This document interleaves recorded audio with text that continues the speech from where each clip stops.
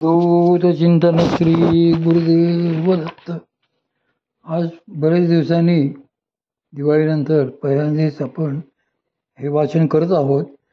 सध्या आपण परमपूज्य श्री दादा महाराज लिखित येई जे पश्चिमेचे दिशा घरा हे पुस्तक वाचत आहोत. त्यात श्री गुरुच मार्गदर्शक कसे असतात हे बघू.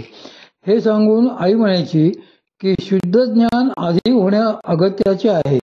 कसे तर काशी जावयाचे हे आधी पक्के ठरवल्याशिवाय पुढे कसे जावयाचे, केव्हा जायचे हे ठरत नाही. तसे शब्दज्ञानाने जीवाचे ब्रह्मत्व मनाशी पक्के करायचे व नंतर योग्य मार्गदर्शन घेऊन त्याप्रमाणे अभ्यास करायचा. म्हणजे अंतःकरणाचा मल विक्षेप नाहीसा होतो व मग जे ज्ञान होते ते पक्के होते. जीवाचे असलेले ब्रह्मत्व अनुभवास येते. म्हणून तरी गुरु लाविलिया वाटा येऊन विवेक तीर्थ जटा धुवूनिया मळकटा बुद्धीचा तेणे. वरील ओवी माऊलींनी घालून अभ्यासाचे महत्त्व पटविले आहे.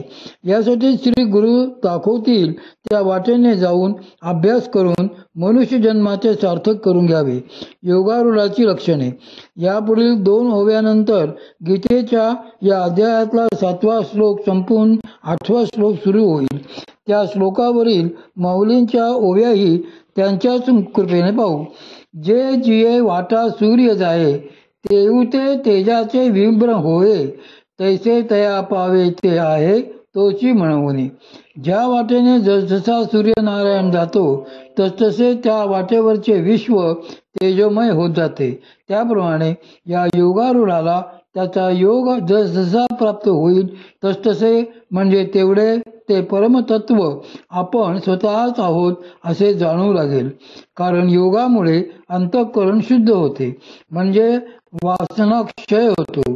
ज्या वासनेमुळे सुखदुःखे भासतात त्यांचा क्षय होताच त्याला त्या सुखदुःखांची जाणीव राहत नाही. हे कसे होते ते पुढील ओळीत पहा. देखे मे धोनी सुजती धारा तिया नरपती जैसिया सागरा तैसी शुभाशुभे योगीश्वरा नवती याने. मेघातून पावसांच्या सरींवर सरी कोसळतात. त्या समुद्रावर पडल्या तरी त्या काही समुद्राला टोचत नाहीत. कारण पावसाच्या सरी या जलरूप आणि समुद्रही जलरूपच. त्या सजातीय असल्यामुळे टोचण्याचा प्रश्नच येत नाही. तसे योगारूढ दास वासनाशयामुळे मूळ आत्मस्वरूप अंश आणि अंशाई परमात्मा यांची भेट होताच सुखदुःख जाणू शकत नाही. आणि अशी परमात्मा याची भेट होताच सुख दुःख जाणवू शकतच नाही. माऊलींनीच एका ओळीत म्हटले आहे की तेजाचा तेजोनी निघाला परी तेजीची असे लागला तया रश्मी आईचा भला बोध होवा. योगानेच इंद्रियजय व समाधान. जीवात्मा नावाचा रश्मी म्हणजे किरण आणि परमात्मा नावाच्या सूर्यात अभेद आहे असे तो पाहतो. ज्या वासनेमुळे भेद वेगळेपणा भासतो ती वासना नष्ट झाल्यामुळे त्यास एकरूपत्वाचा अनुभव येतो. म्हणूनच योगाचे महत्त्व सर्वच मानतात. कारण शब्दज्ञान झाले तरी ते अंतःकरणाच्या मलिनतेला घालू शकत नाही. त्यामुळे शेवटी तो ज्ञानविज्ञान तृतात्मा कुटस्थो विजितेंद्रिया युक्त इच्छते योगी समलोष्टास्मकांचना.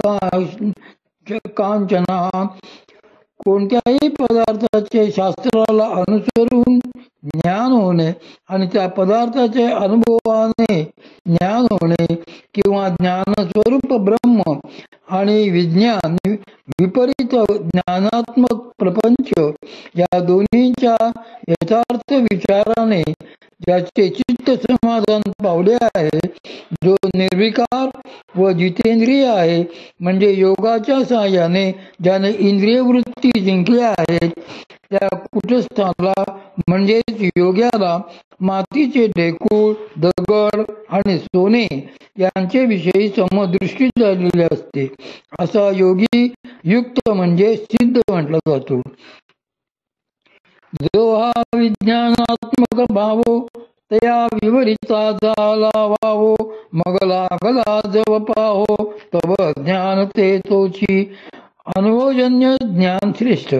हा जो प्रत्यक्ष दिसणारा विपरीत ज्ञानात्मक प्रपंच आहे त्याचा विचार करता करता तो खोटा आहे असे कळू लागते. परंतु जेव्हा पुरुष योगारूढ होतो तेव्हा त्या योगाबळाच्या योगाने त्याच्या सर्व वासना संपतात व आपण स्वतःच ज्ञानस्वरूप आहोत असा त्याला प्रत्यक्ष अनुभव येतो. म्हणजेच शास्त्री पंडितांना जे केवळ शब्दज्ञानाने कळते ते योगारूढाला अनुभूती ज्ञानाने प्रतीतीला येते. याच्याकरता माझी आई एक बहारीचे उदाहरण सर्वांना पटेल असे सांगायची. बासुंदी खावी असे मनात येताच एका मनुष्याने मनाने दूध आणले, ते आटवले व खाल्लेही. अशा मनोराज्याने तो समाधान पावला का? नाही. पण दुसरा जो होता त्याने दूध आणले, चूल पेटवली, दूध आटविले आणि बासुंदी खाल्ली. त्याचे पोटही भरले आणि त्याला समाधानही प्राप्त झाले. पहिल्याचे समाधान झाले नाही, कारण त्याने श्रम घेतले नाहीत. त्याचे पोटही रिकामे आणि समाधान नाहीच. म्हणजे अनुभवजन्य ज्ञान हेच श्रेष्ठ. त्याचे प्राप्तव्य पुढील ओबीते आलेले आहे. आता व्यापकची एक देशी उहापोळी जे ऐसी, ते करावी ठेवी आपैसी दुजे नवीन. आता हा आत्मा व्यापक आहे की एकदेशी, व्यापक आहे की परिच्छिन्न आहे, अशा विषयी जी साधक बाधक चर्चा करायची ती द्वैत नसल्यामुळे आपोआप बंद पडली. ऐसा शरीरीची परी कौतुके, परब्रह्माचे निपाडे तुके, जेणे जिंतली एके इंद्रिये गा. असा तो जरी देहधारी असला तरी पण त्याची परब्रह्माच्या बरोबरीने तुलना होणे, कारण केवळ त्याने इंद्रिये जिंकलेली आहेत. यावर माझी आई श्री संत तुकारामांच्या आरतीतील चरण म्हणूनच दाखवायची. तुकिता तुळणेसी ब्रह्म दुःखासी आले, म्हणून रामेश्वरे चरणी मस्तक ठेविले. यापेक्षाही त्याच्या अगोदरचा चरण पाहावा. राघवे सागरात पाषाण तारिले, तैसे हे तुकोबाचे अभंग रक्षिले. 13 दिवसानंतर पाण्यात असलेल्या अभंगाच्या वया कोरड्या वर येतात. हे योगाशिवाय कशानेही होऊ शकत नाही.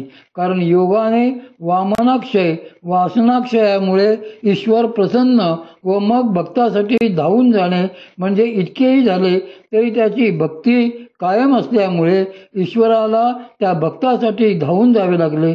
म्हणून साधक योगयुक्त झाल्यावर देखील त्या भक्तीची अत्यंत जरुरी आहे. जो जितेंद्रिय तोच योगयुक्त. तो जितेंद्रिय सहजे तोची योगयुक्त म्हणजे, जेणे साने थोरजे नेणीजे कवणे काळी.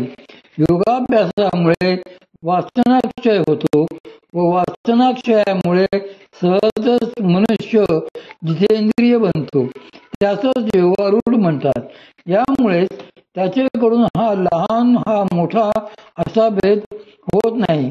या संदर्भात पुढील ओवी महत्वाची आहे. देखे सोनयाचे निखळ, मेरुयेसणे ढिसाळ, आणि मातीयेचे ढिखळ की सरसेची मानी. असे पहा, शुद्ध सोन्याचा मेरू परदा एवढा ढीग आणि मातीचे ढेकूळ तो सारखेच मानतो. यावर बोलताना माझी आई मला श्री गुरु आपल्या शिष्याची परीक्षा कशी पाहतात व तो पास झाला तरी त्यात तो अडकून पडत नाही ना एवढे कसे पाहतात, आणि परदा एवढे सोने निर्माण करून त्यातही शिष्य लोभाने कसा लिप्त होत नाही हे पाहून कसे समाधान पावतात, यासाठी घडलेली नाथ संप्रदायातील प्रसिद्ध गोष्ट सांगत असते. डर तो पीछे रहा. श्री सद्गुरू मच्छिंद्रनाथ महाराजांना आपले पट्टशिष्य गोरक्षनाथ यांची परीक्षा पाहण्याची इच्छा झाली व ते स्त्री राज्यात जाऊन राहिले. हे गोरक्षनाथांना कळताच ते मृदुंग वाजवणाऱ्यांचे रूप घेऊन त्या राज्यात गेले व मृदुंगातून बोल काढू लागले. चलो मच्छिंदर गोरख आया, चलो मच्छिंदर गोरख आया या खुणेच्या शब्दासरशी मच्छिंद्रनाथ त्यांच्याबरोबर निघाले. त्यावेळी राणीने त्यांच्या झोळीत सोन्याच्या विटा भरून दिल्या. त्या घेऊन रस्त्याने गोरक्षनाथांबरोबर जाताना प्रत्येक मुक्कामाच्या वेळेस ते त्यांना विचारित, गोरख डरतो नाही? असे 1-2 दिवस गेल्यानंतर गोरक्षांना शंका आली व एके वेळी मच्छिंद्रनाथ बहिर्दिशेस गेले असताना त्याने झोळी उघडून पाहिली. आत ठेवलेल्या सोन्याच्या विटा दिसताच त्यांनी त्या काढून फेकून दिल्या व त्या जागी तेवढ्याच वजनाचे दगड भरून ठेवले. पुढे प्रवास सुरू झाला. पुढच्या मुक्कामाच्या वेळी मच्छिंद्रनाथाने पुन्हा प्रश्न विचारला, गोरख डरतो नाही? त्यावर गोरक्षाने उत्तर दिले, डर तो पीछे रहा. हे ऐकताच मच्छिंद्रनाथांनी झोळी उघडून पाहिली व सोने गेले असे पाहून घाबरल्याचे, रडकुंडीला आल्याचे सोंग केले. ते पाहून गोरक्षनाथ म्हणतात, भगवान, ज्या आपल्या पायाच्या कृपेने हा समोरचा डोंगरही सोन्याचा करता येईल, ते आपण एवढेसे सोने गेल्याचा शोक का करता?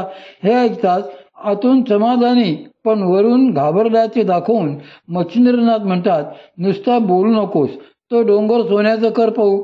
असे म्हणताच गोरक्षाने मच्छिंद्रनाथांच्या चरणांचे स्मरण करून अलख असे म्हणून डोंगराच्या दिशेने विभूती फेकली. तो काय चमत्कार!